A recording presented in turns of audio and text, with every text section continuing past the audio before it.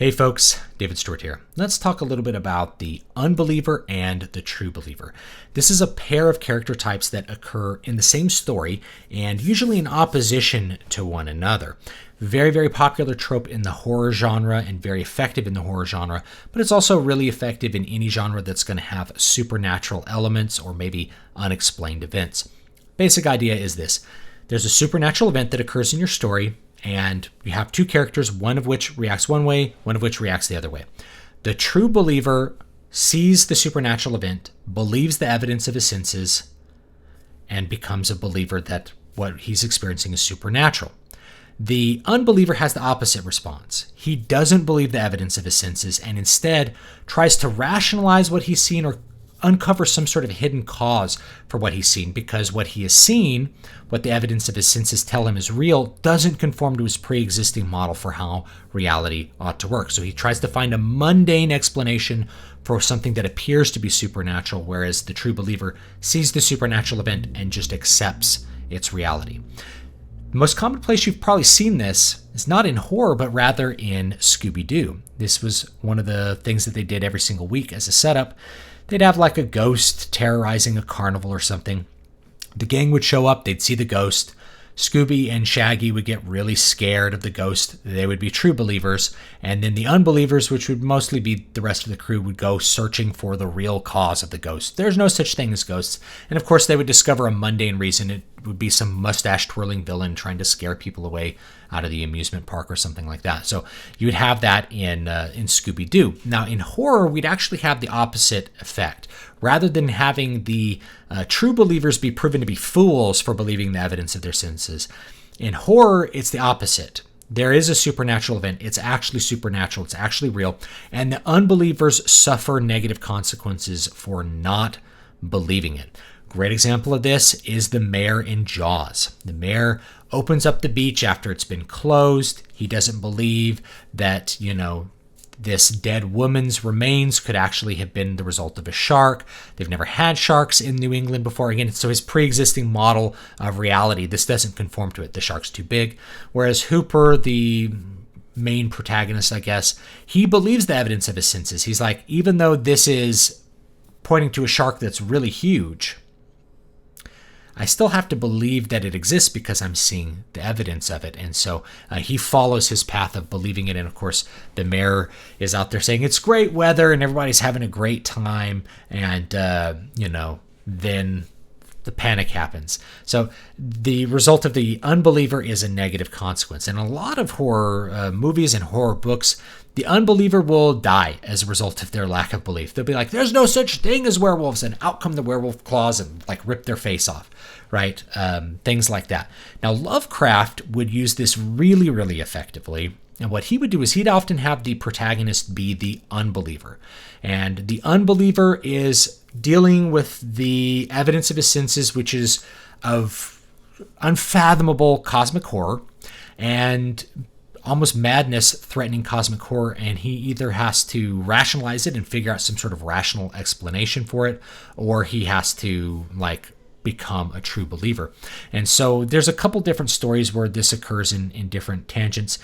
Color Out of Space movie has come out. I haven't seen it yet, but the story definitely uses this quite a bit, where the farmer is not a believer that this thing from space could really cause these things because it's too far outside of his normal experience of reality, whereas the other characters, they really begin to believe it.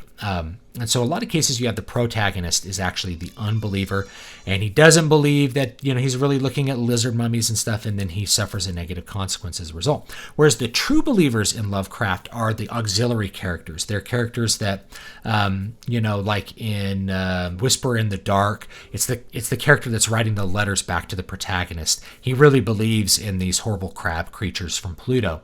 Or maybe it's, Lovecraft would very popularly have Catholics as the true believers. The Catholics, if you want to survive a Lovecraft story, be Catholic, because the Catholics would be out there marching around the evil church praying, and the priests would be, saying, doing different things to try to ward away the evil of maybe the evil church over there. And they'd all survive because they took the proper precautions. They see the cosmic horror, they call out to God for help, they act as though it's real, and they're saved by it.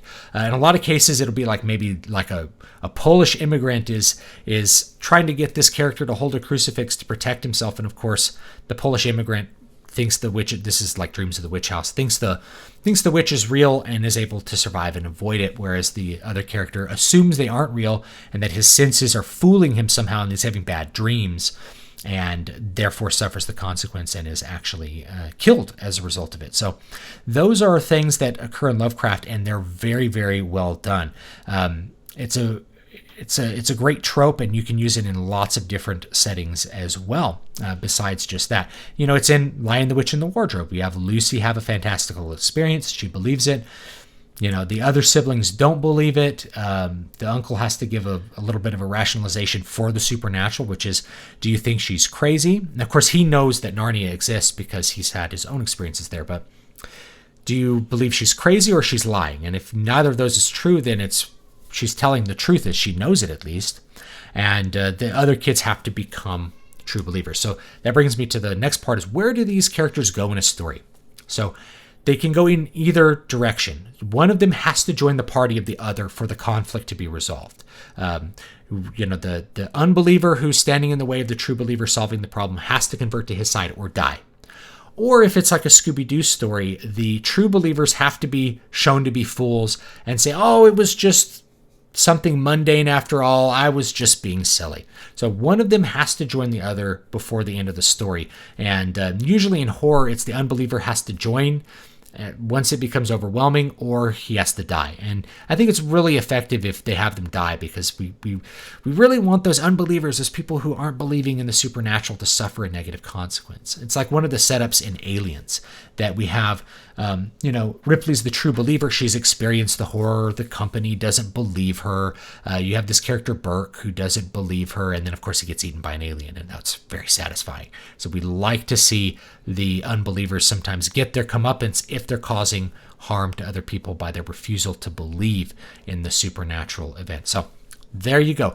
That is the unbeliever and the true believer. Now, have I used this before? I actually have, in a couple of circumstances. Of course, Eyes in the Wall, my newest horror book, uses the unbeliever and the true believer. Now, of course, the main character is in conflict over what is real and what isn't real, because what he's experienced is very much in opposition to what normal reality actually is. So the conflict really occurs over the mind of the main character. The children in the book are the true believers, and you will see this sometimes in a lot of horror books. Stephen King in particular would do that. The children believe in the cosmic horror. The adults don't. The adults don't believe the evidence of their senses. So even when things are getting really crazy in this book, the adults still don't believe that it's real. And it's only at the end do you have one of the unbeliever adults say, I was wrong, and I'm sorry I doubted you. So it's a thing where you have to really decide, and I'm not going to say what is and isn't real, by the way, because it's actually, even though you think I've given you a spoiler, I actually haven't. You'll have to read to find out exactly what I did, because there's some very interesting endings to this. You can read the reviews on it on Amazon and know for a fact that I do pull a fast one with the ending, and a lot of people didn't see it coming. But it's all there. It's all there when you read it. So there's the unbeliever and the true believer. The adults in this case are the unbelievers. The children are the true believers. And so one of them has to go to the other side. And the main character, in fact, doesn't know what side to go on. He doesn't know if he's like crazy and there's some sort of psychological explanation for his experience, or his friends who really believe it are the ones that he should trust, and what he's experiencing is real. Okay, so that's something that I use, and I think it works really great. So let me know if you can think of some more examples of it. I'm sure there's lots of them that just aren't coming to the top of my mind. If you want to think of like a more serious one where it's like, oh, the true believers are kind of fools. I remember this movie called Phenomenon with John Travolta, where everyone is forced to become a true believer. He's like moving objects magically and everybody's so stunned with it. And then it turns out it's like a brain tumor causing it, which is just kind of like I thought it was just kind of a pithy ending that didn't fit with the rest of the story. But it's one of those things where the perspective of whoever was writing it was like really, our fantastical beliefs are just part of some mundane materialistic source. So that's one that goes the opposite way. Everybody kind of has to accept, including the main character, has to accept the reality that he's dealing with something that is mundane and not something which is supernatural. So thanks so much. And my newest book, Keys to Prolific Creativity, it's not a writing manual. It's a manual on creative processes and how to work hard, how to actually produce products on a limited time budget and a limited ability to work as far as hours during the week. I do most of what I do on just a couple hours a day. So check that book out, and I hope you will buy it and find some useful information in it. It's called The Keys to Prolific Creativity. It's out now, and it's only $2.99. I'll see you guys next time.